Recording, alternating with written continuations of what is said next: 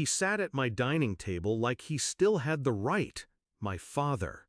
Gray hair, expensive watch, eyes darting between me and the house around us.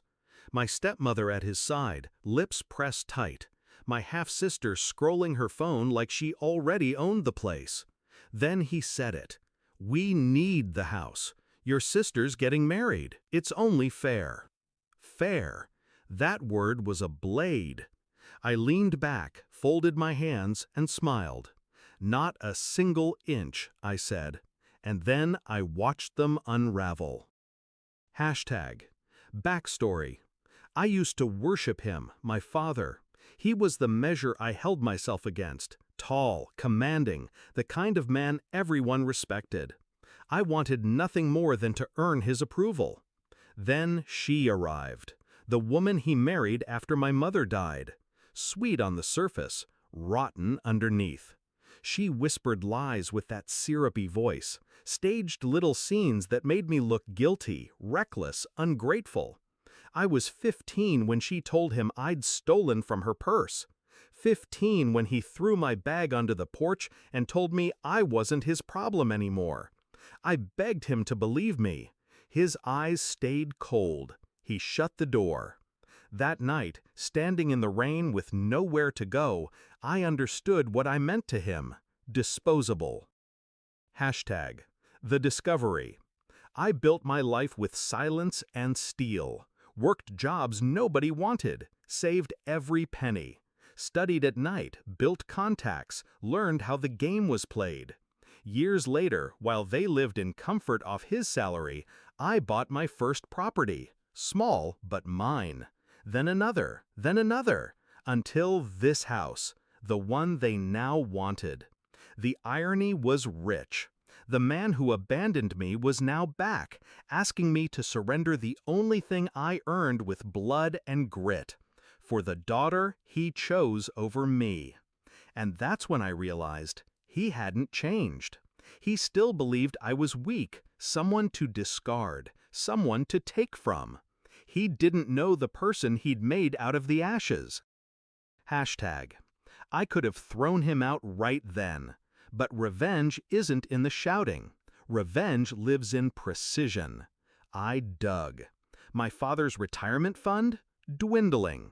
The business he relied on? About to fold. My stepmother's spending habits? Ruthless.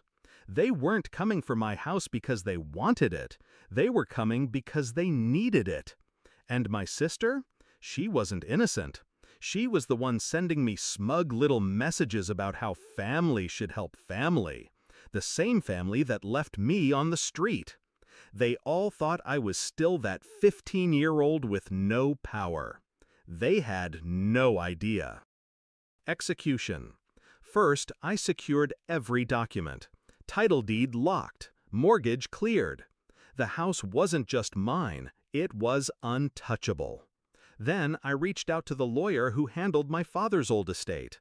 Quietly, efficiently. I learned that the stepmother had been siphoning money for years, hiding it in accounts my father couldn't touch.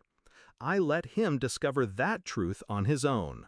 Next, I invited them here, made them feel comfortable, let them walk through the halls, commenting on curtains, flooring, furniture, as if already planning where they'd place things. I served coffee. I listened. I smiled. And when my father finally asked for the house, when he dressed it in the language of family duty, I was ready. Climax. I leaned forward, my voice calm. "Do you remember the night you threw me out?" He flinched. My stepmother's hand froze halfway to her cup. My sister glanced up from her phone. "You told me I wasn't your problem," I continued. "Do you remember why?" Silence. "Because she said I stole from her," I nodded at the stepmother. "And you believed her? No questions, no chance to defend myself. 15 years old, and you left me on the street." My father's jaw tightened. My stepmother tried to speak, but I cut her off with a look. "You want this house?" I said, voice low, steady. "Not a single inch. Not a single brick. Not after what you did." My sister scoffed. You can't be serious. We're family. I smiled at her. No, your family. I was the sacrifice. And now I'm the one who owns everything you thought would always be yours. I slid the folder across the table. The deed, proof of ownership, proof their request was dead before it left his mouth. My father's hands shook as he opened it. His face paled when he realized. This wasn't negotiable. This wasn't a debate. The house was fortress. Mine, forever out of their reach. Resolution. They left in silence. My stepmother first, eyes darting like a cornered animal. My sister muttering curses. My father last, pausing at the door like he might turn back, say something. He didn't.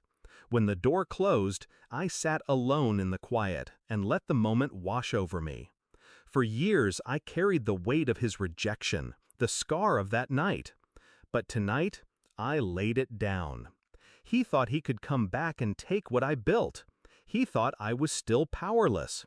He forgot one thing. I survived without him. And now, he can't survive without me. Not a single inch.